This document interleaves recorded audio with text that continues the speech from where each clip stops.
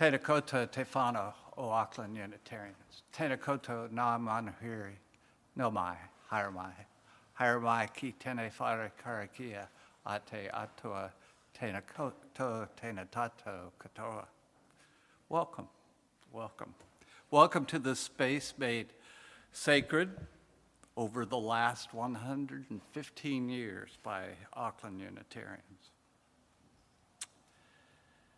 Now come down off the ladder, wash out that paintbrush, shake the sand out of your shoes, get up off your muddy knees and give the garden a morning off. Fold up the newspaper, turn off the coffee pot, close up your calendar already filled with dates and times and people and places that claim you. This church is ready for you to fill its rooms, to create its spirit, to generate its warmth, to kindle its light. This church is ready for you to make community, to create beauty, to bend it towards justice, to serve its ideals. This church is ready for you to be here, honoring our past, invigorating our present, and dreaming our future. This is your church. Here we are home. Here we are whole. Let us begin.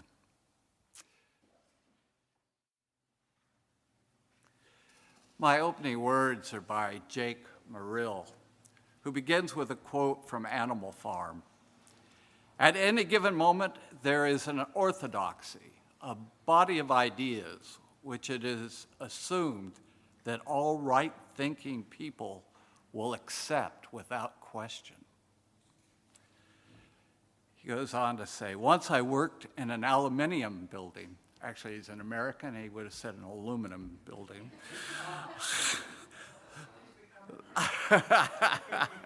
Scoring the standardized tests that they make children take. That year, fourth graders across North Carolina were asked to answer in an essay, what is your favorite kind of weather and why? You might imagine there would be any number of ways a child could answer that question, but you would be wrong. There was a right way, a wrong way, and a rubric to grade it. My cubicle mates were all victims of the latest recession, middle-aged people with nothing left to lose. We nursed frequent headaches. Under fluorescent lights, we applied the prescribed rubric to the children's answers. Was there a thesis statement? Supporting rationale? Did they stay on topic? Some wrote in tiny, neat letters. Others had looping scrawls, wandered all over. I liked the exuberant answers, the ones with explanatory diagrams. There were wild tales of tornadoes or ice storms, a vivid picture of lightning. One child simply filled the box with black scribbles. All these, of course, got the lowest possible score. Every hour, the boss gathered up the team to calibrate us. Now, she would say, holding up an essay, can someone please tell me why this is a 4? You weren't supposed to argue it should be a 3. Calibration was meant to make us all think the same, to ensure uniform scoring. There was only one answer, only one way to see things. One day during mid-morning break, I walked out and left. I had no idea how I'd make rent that month. My friend Sam found me walking down the shoulder of the highway and gathered me into his ancient convertible. So what's my favorite weather? When the wind whips your face, you're alive, and you can think what you will.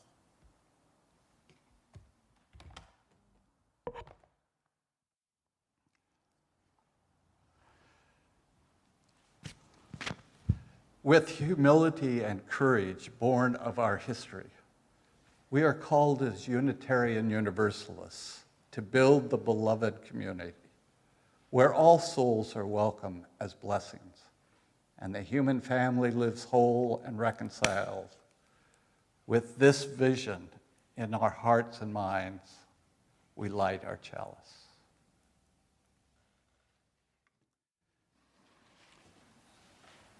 Last week, I spoke of my vision for us to become individually and as a congregation servant leaders. As a reminder, Robert Greenleaf, who coined the term servant leadership, describes it as the servant leader is servant first. It begins with the natural feeling that one wants to serve first. Then conscious choice brings one to aspire to lead. That person is sharply different from one who is leader first, perhaps because of the need to assuage an unusual power drive or to acquire material possessions. The difference manifests itself in the care taken by the servant first to make sure that other people's highest priority needs are being served. The best test is, do those served grow as persons? Do they, while being served, become healthier, wiser, freer, more autonomous, more likely themselves to become servants? And what is the effect on the least privileged in society? Will they benefit or at least not be further deprived? A servant leader focuses primarily on the growth and well-being of people and the communities to which they belong, while traditional leadership generally involves the accumulation and exercise of power by one at the top of the pyramid. Servant leadership is different. The servant leader shares power, puts the needs of others first, and helps people develop and perform as highly as possible. But I also pointed out that achieving this vision of becoming servant leaders would not be easy. There are lots of obstacles, the biggest one being our willingness to be easily distracted from our goal.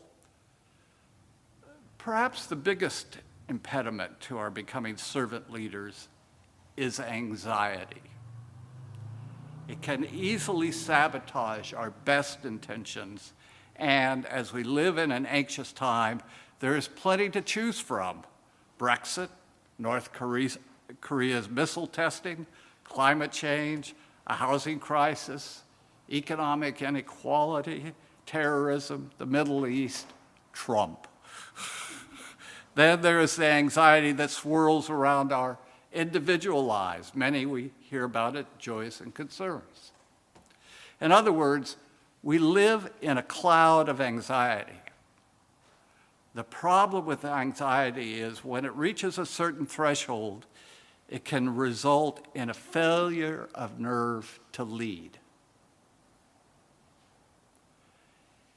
In 1985, a few years after I was ordained, Edwin Friedman, a rabbi, family systems therapist, organizational consultant, and author, wrote his first book, Generation to Generation. It has strongly influenced my ministry to this day. It was intended to help clergy understand the systems at work in their congregations, that they might be more effective leaders.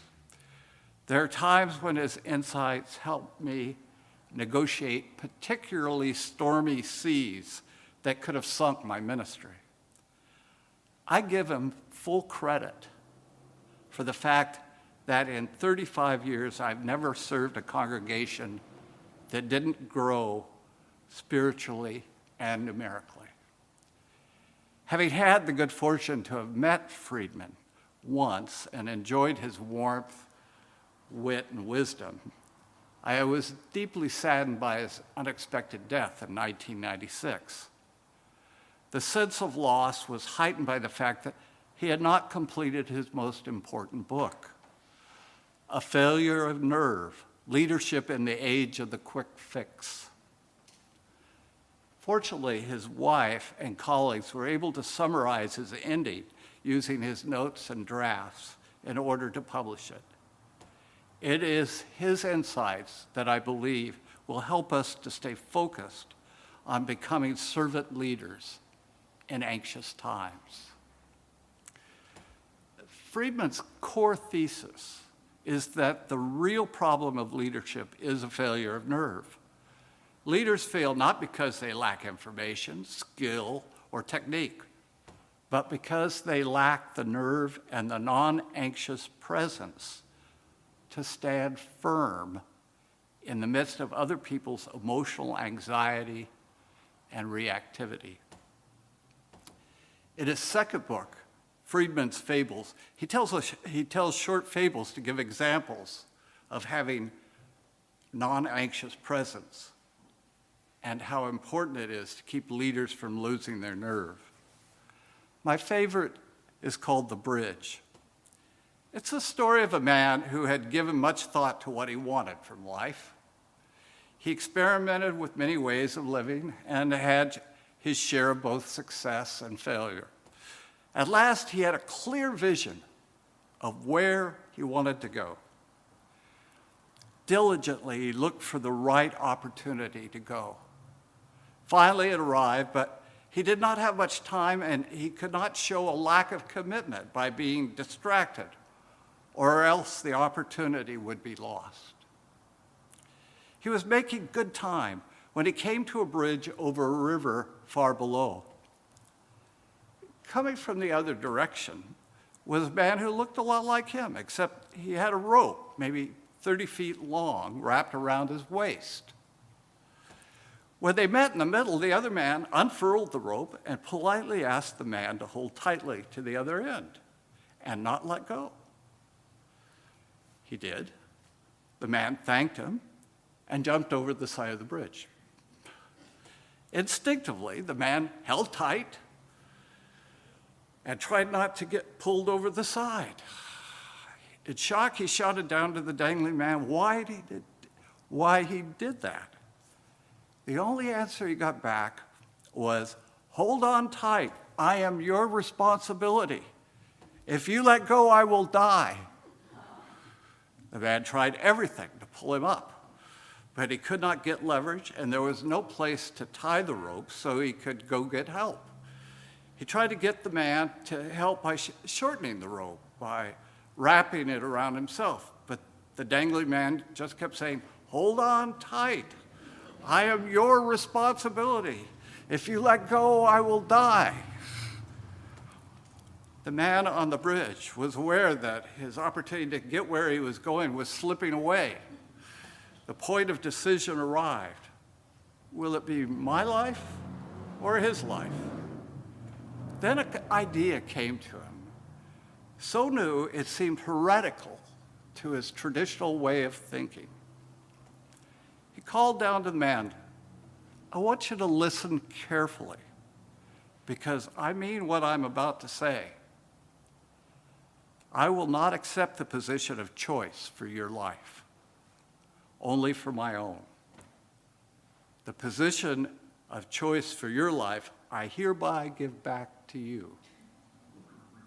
"What do you mean?" the man asked, afraid. "I simply mean it is up to you. You decide how this ends. I will be the counterweight, but you will have to pull yourself up. I might even tug a little." "You can't mean what you say," the other shrieked. "How can you be so selfish? I am your responsibility. What could be so important that you would let someone die? You can't do this to me." The man on the bridge waited a moment. There was no change in the tension of the rope. He called down and said, "I accept your choice," and let go. At the end of the book, this shows Friedman's wit. At the end of the book, the publisher throws a party for the cast of all the fables. There, the man on the bridge met the dangling man and asked him, "What happened next?" Dangling man said, "Well, first I thought, win some, lose some. Then I swam to the shore, got a new rope, went back up to the bridge to meet the next person to cross it." Friedman's understanding of leadership hinges on the idea of emotional process. Every family and every institution has an implicit emotional, relational environment and a way of operating within that environment. Good leadership has less to do with skill, data, technique, or knowledge, and more to do with a leader's ability to discern and navigate the emotional and relational climate of a family or organization. The key variable in leadership is a leader's non-anxious presence. Rather than focusing on technique or know-how, we need to focus on a leader's own presence and being. Throughout his work, Friedman speaks of the importance of a well-differentiated leader. Here's what he means. Unhealthy emotional systems are marked by reactivity. A well-differentiated leader doesn't react to other people's reactions. He or she is calm, is a calm, steady presence. Unhealthy emotional systems are marked by a herding instinct. A well-differentiated leader has a strong sense of self and can effectively separate while remaining connected. Unhealthy emotional systems are marked by blame displacement. A well-differentiated leader takes responsibility for himself and leads others to do the same. Unhealthy emotional systems are marked by a quick fix mentality. Relief from pain is more important than lasting change. A well-differentiated leader realizes that true long-term change requires discomfort, and he or she is willing to lead others through discomfort toward change. Unhealthy emotional systems are marked by poorly defined leadership. A well-differentiated leader takes decisive stands at the risk of displeasing others. Friedman was a student of history. He saw many parallels in our current leadership culture to those faced in the Dark Ages. He posits that the type of leadership needed to bring us through our anxiety-ridden and leadership-fearing current culture was exactly the same leadership needed to bring the world out of the Dark Ages. He sees many similarities between the emotional anxiety that kept the world in the dark and what is keeping our world from making progress towards health. He observed that current conditions are very similar to the culture that Columbus faced during the late 15th century. At that time, the Greeks had known the earth was around for more than 2,000 years. But leaders were still unwilling to stake their fortunes and very lives on it for fear of persecution and ridicule. It was Columbus who was willing to be called a fool and sail in the face of contrary opinion. Had Columbus, among others, not been willing to demonstrate self-regulated leadership, Friedman was convinced the Dark Ages would have continued for potentially centuries longer. Friedman elaborates upon the 5 characteristics that Columbus and other world explorers possessed that led to an entire new civilization in the New World. It is these same 5 factors that must be demonstrated by leaders in any socio-emotional system that needs renaissance. The 5 characteristics are 1, a capacity to get outside the emotional climate of the day. For Friedman, vision is not a cerebral exercise. The ability to see things that don't exist now generally is an emotional phenomenon. It requires being emotionally free enough to not conform to existing patterns of knowing and relating and breaking free of others' expectations. It is knowing where you as a leader begin and end, and knowing the same with everyone else in your life. This is emotional, not cognitive. 2, a willingness to be exposed and vulnerable. As long as a leader is afraid of criticism or failing in front of others, they will never be able to lead others out of a state of anxiety. When a leader must take total responsibility for their own response to their environment, they are very exposed. There must not be a fear of standing where no one else will stand with them.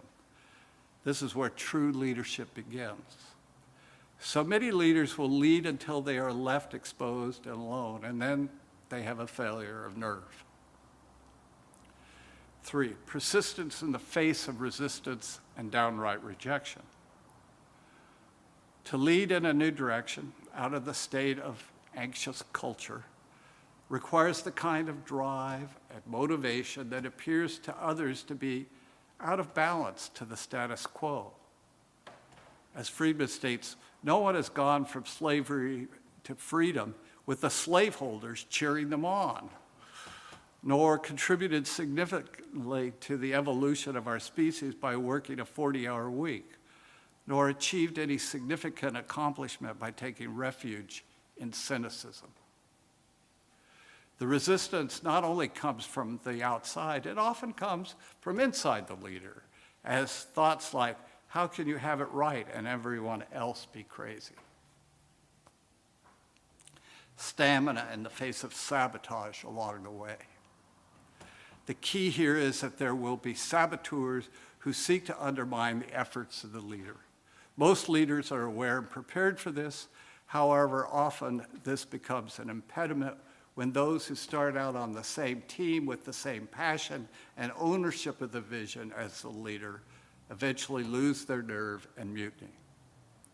For every 10 leaders that can handle sabotage from enemies, only one will survive the sabotage of a friend or teammate without experiencing a failure of nerve. 5, being headstrong and ruthless, at least in the eyes of others.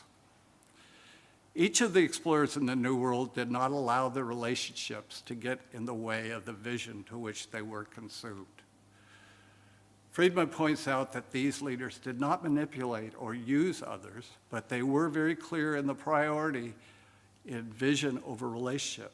In other words, when forced to choose between maintaining a relationship or completing the vision, each explorer stayed with his or her goals. They didn't rationalize not accomplishing their goals for the sake of team building or not leaving anyone behind. Friedman gives an example from the life of Columbus, which personifies all 5 of these qualities. On the way to the Canaries, the Pinta's rudder broke, and the crew struggled to fix it. Sounds like the America Cup, doesn't it? After waiting several days, Columbus felt that this whole incident was an attempt to sabotage his efforts. He sensed his colleagues' will waning. He finally signaled that he was going on to the Canaries by himself and would wait for them there. He was prepared to go on alone, yet 2 days later, the Pinta arrived. Columbus was so focused on his goal that whether or not the ships could make a return trip was an afterthought. The objective was reaching his destination, no matter what. Servant leadership is never easy, and it's never finished. It is like a muscle that requires continual exercise to remain strong. It is a muscle that must be used if we are to achieve our vision in the midst of the anxiety that surrounds us. But if we don't lead with courage and determination, who will? May we keep our nerve as we go forward as servant leaders. So be it.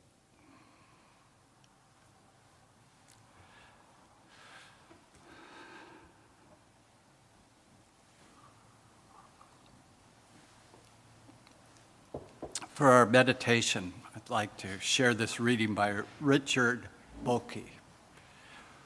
We are bogged down by the details of life. We are smothered by detail. Our bodies fill up with knots of anxiety. Our throats are dry. We would weep, but our eyes have no tears. We would cry out, but we have no passion. Who has done this to us?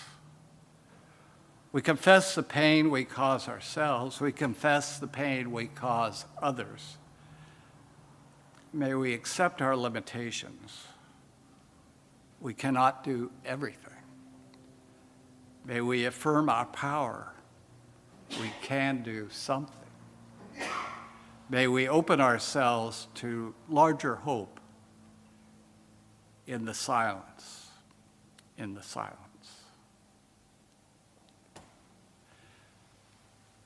I invite you to reflect on where your anxiety is and how it's keeping you from your goals.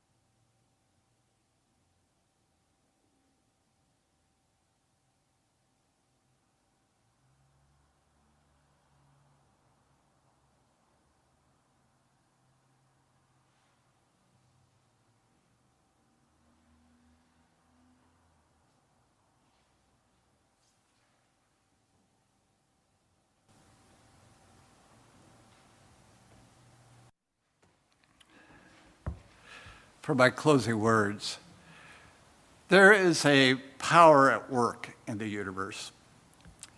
It works through human hands, but it's not made by human hands.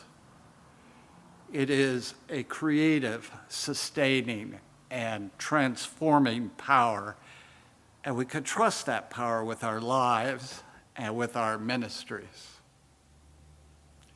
It will sustain us whenever we take a stand on the side of love, whenever we take a stand for peace and justice, whenever we take a risk. Trust in that power. We are together held by that power.